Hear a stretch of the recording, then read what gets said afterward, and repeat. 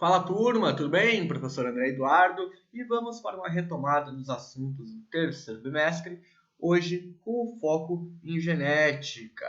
Por que genética, turma? Porque é uma base que vocês necessitam para o primeiro ano do ensino médio, na realidade para o ensino médio inteiro, onde vocês até vão rever alguns conceitos aqui, porém vocês também vão aprofundar muito nesses conceitos. Então é interessante vocês estarem com uma base bem sólida para que não tenham dificuldade nos próximos anos. Vale ressaltar também que genética é uma temática que é sempre cobrada nas principais provas de vestibulares. Então, não vamos perder questão aí de bobeira, né, turma? O FPR, como exemplo, todo ano cai pelo menos uma questão que envolve ali, ideias de genética. Visto isso, nossa aula será trabalhada da seguinte maneira: alguns exercícios sobre conceitos genéticos, um exercício ali sobre material genético e dois exercícios sobre lei de Mendel, um sobre a primeira lei e outro sobre a segunda lei. Ao decorrer da execução dos exercícios, nós vamos lembrando dos conceitos, reafirmando e pontuando ali o que é importante. Perfeito? Vamos lá então, preparados? E vamos lá. Vale ressaltar que conteúdo da apostila do terceiro bimestre, volume 3, então, né, turma? Não vamos procurar ali, principalmente teve alguns alunos que falaram que não acharam a atividade de casa que foi mandado nas aulas passadas. Lembre-se, se a retomada é do primeiro bimestre, a apostila do primeiro, se é do segundo, segundo. Nesse caso, a apostila que vocês devem utilizar, como uma retomada do terceiro bimestre, é a apostila volume 3. Perfeito? Vamos lá, então. Primeiro exercício aqui sobre alguns conceitinhos, sobre conceitos importantes na parte de genética. Ele fala o seguinte: marque verdadeiro nas afirmativas verdadeiras e F nas falsas. Bem simplesinho. Vamos lá. A hereditariedade é a transmissão de características de uma geração para outra. Verdadeiro ou falso?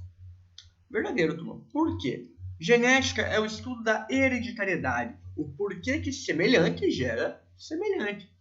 Isso, então, turma, nós vamos verificar que pai e mãe passam as suas características através de seus genes para a prole. Perfeito? Então, toda vez que a gente pensa em genética, a gente tem que pensar sobre hereditariedade, transmissão de características para a próxima geração. Perfeito? Então, correto. A hereditariedade é a transmissão de características de uma geração a outra. B. Todos os seres vivos têm material genético? Sim, turma. Todos os seres vivos possuem material genético. Pode ser tanto DNA quanto RNA. Como assim, professor? A grande maioria possui DNA como material genético. Apenas alguns tipos específicos de vírus vão ser vírus que possuem RNA como esse material. Então, sim, todos os seres vivos necessariamente possuem material genético. C. Na reprodução assexuada, não ocorre a transmissão de material genético para células filhas. Turma, toda reprodução envolve transmissão de material genético. O que pode acontecer? Na reprodução assexuada, nós temos ali a formação de clones. Nós não temos a variabilidade genética, mas nós temos a transmissão de material genético. Logo, a formação está falsa. Perfeito? Reprodução assexuada, você não tem variabilidade genética. Ao contrário ali da produção sexuada. A reprodução sexuada sempre vai envolver a variabilidade genética. E vale ressaltar que a reprodução sexuada é sempre independente de participação das participações dos gametas? Falso. Por exemplo, nós, mamíferos, nós seres humanos, nos reproduzimos de forma sexuada, só que nós também temos ali a produção de gametas. Os rapazes produzem espermatozoides, as moças produzem óvulos. Produção de gametas, onde cada gameta possuirá, no caso da espécie humana, 23 cromossomos e no momento da fecundação, os 23 cromossomos do óvulo, os 23 cromossomos do espermatozoide, vão formar uma célula com 46 cromossomos que irá se desenvolver ali numa criança, num bebezinho, num feto, depois num bebezinho. Perfeito? Então, lembrando, reprodução assexuada tem material genético, não tem variabilidade genética. Reprodução sexuada tem gametas, certo? E também envolve variabilidade genética. E a reprodução sexuada se caracteriza pela troca de material genético entre indivíduos? Verdadeiro, turma. A variabilidade genética que a gente comentou ali, ó, nas alternativas anteriores. Toda vez que nós temos reprodução sexuada, nós envolvemos variabilidade genética, troca de material genético. Perfeito? Então, visto isso, relembramos alguns conceitos, aí principalmente sobre hereditariedade e reprodução sexuada e assexuada. Próximo exercício. Exercício aqui ó, do Enem. Perfeito? Vamos lá então. Ó, pegar aqui um marca-texto. Em um experimento, preparou-se um conjunto de plantas por técnica de clonagem, a partir de uma planta original que apresentava folhas verdes. Esse conjunto foi dividido em 2 grupos que foram tratados de maneira idêntica, com exceção das condições de iluminação, sendo um grupo exposto a ciclos de iluminação solar natural e o outro mantido no escuro. Após alguns dias, observou-se que o grupo exposto à luz apresentava folhas verdes, como a planta original, e o grupo cultivado no escuro apresentava folhas amareladas. Ao final do experimento, os 2 grupos de plantas apresentaram o quê? Genótipos e fenótipos idênticos, genótipos idênticos e fenótipos diferentes, diferenças nos genótipos e fenótipos, e por aí vai. Turma, vamos lá. Clonagem. Ou seja, se você tem um clone, você tem um material genético idêntico, certo? Então, o que nós temos que lembrar? Dos conceitos de genótipo e fenótipo. Tudo que envolve material genético, cromossomo, tudo isso é genótipo. Tudo que envolve os genes é genótipo. Então, se são 2 clones, eles possuem genótipos idênticos. Correto? Por quê? Porque eles, um clone é uma cópia idêntica da outra planta.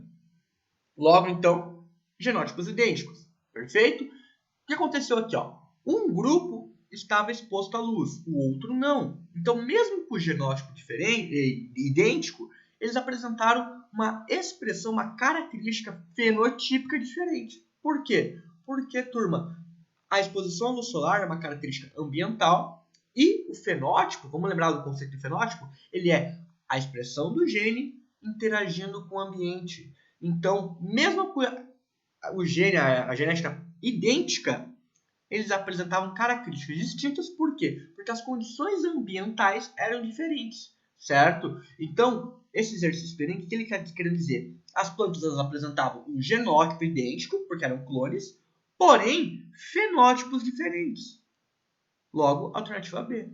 Fenótipos diferentes, porque uma estava verde, a que estava com iluminação natural apresentava folhas verdes, a que apresentava folhas amareladas não estava exposto à luz solar. Logo, então, teve essa alteração na sua característica. Perfeito? Então, genótipos idênticos e fenótipos diferentes. Muito importante, qualquer alteração na característica expressa é fenótipo, turma. Qualquer alteração no conjunto de genes, no conjunto de cromossomos, que envolva ali a parte dessa material genético, é genótipo, certo? Tem que estar muito claro essa diferença para vocês ali no primeiro ano do ensino médio não sentirem dificuldade na hora ali de resolver os exercícios mendelianos, principalmente. Perfeito? Então vamos lá. Exercício 3 é um exercício que não está na apostila de vocês. Eu busquei ele na internet porque é interessante estar bem claro também as diferenças de DNA e o RNA, certo? DNA e RNA são ali, ó, macromoléculas que estão presentes nas células. Em maioria esmagadora dos seres vivos, o DNA é o material genético e em alguns vírus apenas o RNA é o material genético. Eles apresentam características específicas entre si que nós vamos aqui, ó, pontuar ao decorrer do exercício.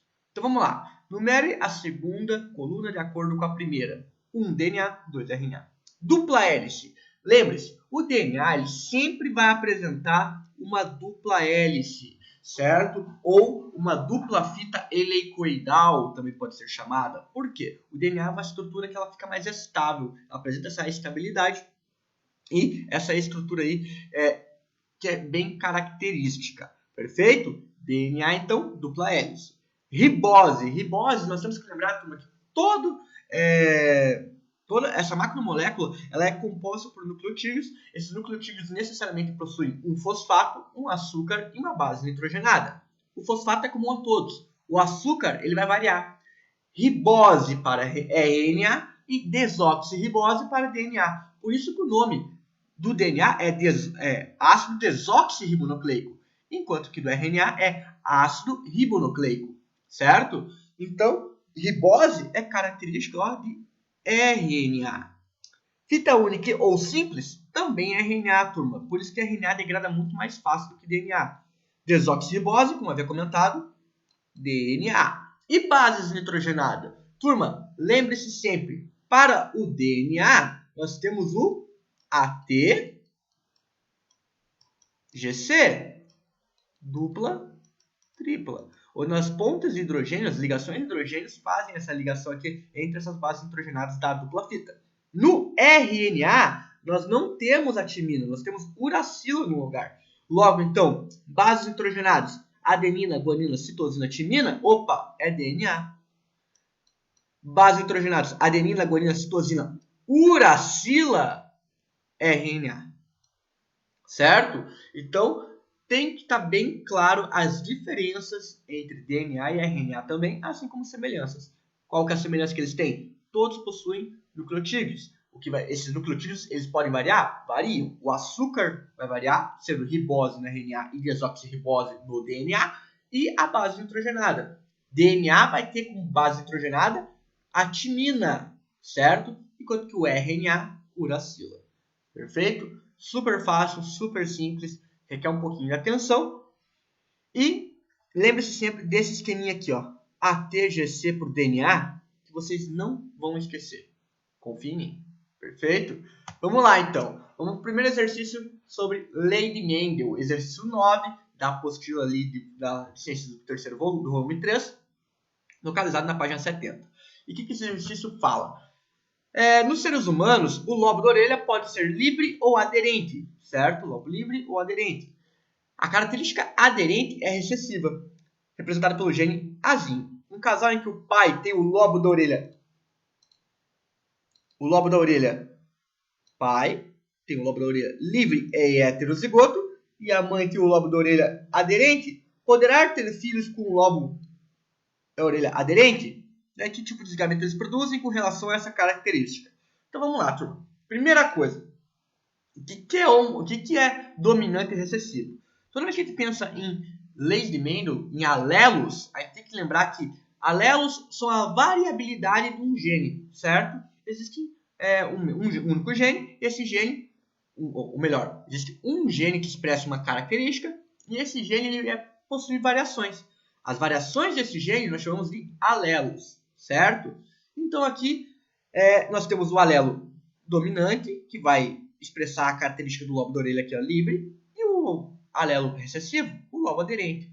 Dominante e recessivo, lembra lá, sempre são dois alelos para um determinado gene. O dominante, ele vai expressar a característica se tiver dois alelos dominantes, o azão, no caso aqui, ou se tiver um azão, um azinho, ele é dominante, ele vai expressar a característica dele. O alelo recessivo necessariamente precisa estar ali, ó, em homozigose, igual para expressar essa característica. Então vamos lá. Vou colocar G de genótipo e F de fenótipo. Quais genótipos são possíveis? Azão, certo? Azão, azinho. Que fenótipo cada um vai expressar? Azão, orelha livre. Lobo da orelha livre, melhor falando. Azão, lobo da orelha também livre. Por quê, professor? Lembra lá, ó, alelo dominante, ele domina. Então, ele vai expressar a característica dele independente desse daqui. Logo, a característica é lobo da orelha livre? Livre. E azinho, opa, homozigose recessiva, vai expressar a característica aderente. Certo? Homozigose dominante, heterozigose, homozigose recessiva. O que ele pergunta? O que o exercício pergunta? Ele fala que o pai ele possui o lobo da orelha livre e heterozigoto. Opa, livre e heterozigoto, ele possui esse genótipo. E a mãe? A mãe possui lobo da orelha aderente. Lobo da orelha aderente, esse genótipo. Vamos fazer o quadradinho de Punnett. Sempre importante. Aqui, aqui, aqui. Aqui em cima eu vou colocar os gametas do pai. Aqui do lado eu vou colocar os gametas da mãe. Perfeito? Turma, muito importante. Que gametas que o pai pode gerar? Se ele tem o azão e o azinho, azão, azinho. A mãe, azinho, azinho. Azinho, azinho. Certo? Visto isso, vamos realizar os cruzamentos. Azão, azinho. Aqui, né? Aqui, azinho com azinho. Aqui, azão com azinho. E aqui, azinho, azinho. Visto isso, esse casal ele possui chance de ter um filho com orelha aderente? Sim ou não? Sim. Olha aqui, ó. Azinho, azinho, azinho, azinho. Quanto de chance? 2/4 de chance. Ou que é igual a 1/2. Que é igual a 50% de chance de ter um filho com orelha aderente, turma. Certo? Muito simples. Todo exercício que envolve primeira e segunda lei de Mendel, retira o genótipo, retira o fenótipo, aplique no quadradinho de Punnett. Perfeito? Aplicou no quadradinho de Punnett, você verifica ali a porcentagem. Certo? Muito simples, muito fácil, requer apenas atenção. Muito importante, ok? Primeira lei de Mendel, sempre lembrando que ele fala, vai trabalhar sempre com uma única característica. A segunda lei é uma lei que ela vai falar ali sobre 2 ou mais características. E Mendel, na hora de escorrer sua lei, ele fala que os gametas, ou melhor, os genes dessas características, eles se segregam de forma independente. Como assim? Não é porque uma característica ela vai ser expressa, uma característica acarreta necessariamente a expressão da outra. Por exemplo, as ervilhas lá que ele trabalhou, com a característica de cor, verde ou amarela, e característica de textura, lisa ou rugosa. A característica dominante era sempre amarela e a lisa, enquanto a recessiva, verde e rugosa. Turma, ele realizou os cruzamentos e ele conseguiu gerar ervilhas amarelas rugosas e verdes lisas. Por quê? Porque não é obrigatório que toda ervilha amarela seja lisa, da mesma maneira que toda ervilha verde seja rugosa. As características, as características expressas pelos genes, na hora ali da meiose, se separam esses genes. E não é ligado uma característica necessariamente à outra. Perfeito? Visto isso, então, toda vez que a gente trabalha com a segunda lei de Mendel, a gente tem que levar em consideração 2 pontos. Que nós estaremos trabalhando com mais do que uma única característica e nós devemos saber retirar bem os gametas que estão envolvidos. Como exemplo aqui, vamos resolver esse exercício. Pegar aqui o nosso marca-texto e vamos lá. Nos seres humanos, a miopia, a dificuldade de enxergar de longe, está ligada ao alelo recessivo Mzinho, sendo a visão normal, a miopia recessiva, a visão normal, condicionada por um alelo dominante Mzão. Já a habilidade com a mão direita, destro, é determinada por um alelo dominante Ezão. E a habilidade com a mão esquerda, canhoto, é determinada por um alelo recessivo Ezinho. Um casal em que o homem tem a visão normal e é destro, com o genótipo Mzão, Mzão, Ezão, Ezinho. E uma mulher é míope e destra, com o genótipo Mzinho, Mzinho, Ezão, Ezão. Terá qual possibilidade de ter um filho de visão normal e canhoto? Um filho de visão normal e canhoto. Certo? Então, o que ele precisa para ter um filho? Qual que é o genótipo necessário para o filho ter uma visão normal e canhoto? Vamos lá. Visão normal e canhoto, turma, necessariamente. Visão normal, ele vai ter que ter o alelo dominante Mzão.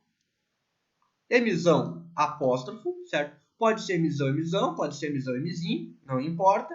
E para ele ser canhoto, necessariamente ele precisa ser ezinho, certo? Necessariamente, obrigatoriamente, ele precisa ser ezinho, porque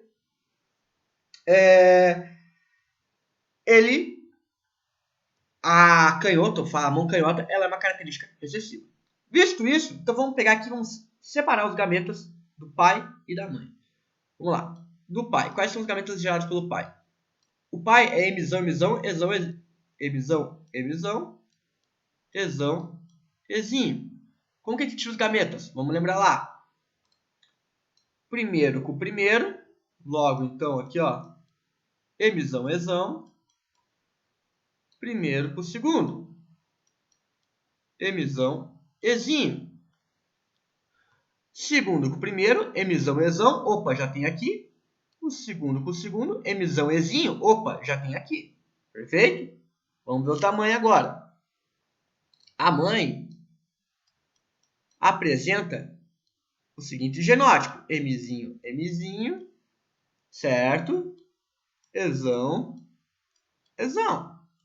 Que gametas ela vai gerar? Vamos lá. O primeiro com o primeiro, certo? O primeiro com o primeiro vai dar Mzinho, exão. Perfeito? O primeiro com o segundo também vai dar Mzinho, exão. Segundo com o primeiro, Mzinho, exão. Opa, mesma coisa. Segundo com o segundo, Mzinho, exão. Mesma coisa. Como vai ficar o quadradinho de Punnett, então, turma? Vamos pegar aqui, ó, vamos desenhar ele em preto. Você vai ter aqui, ó, o gameta do pai.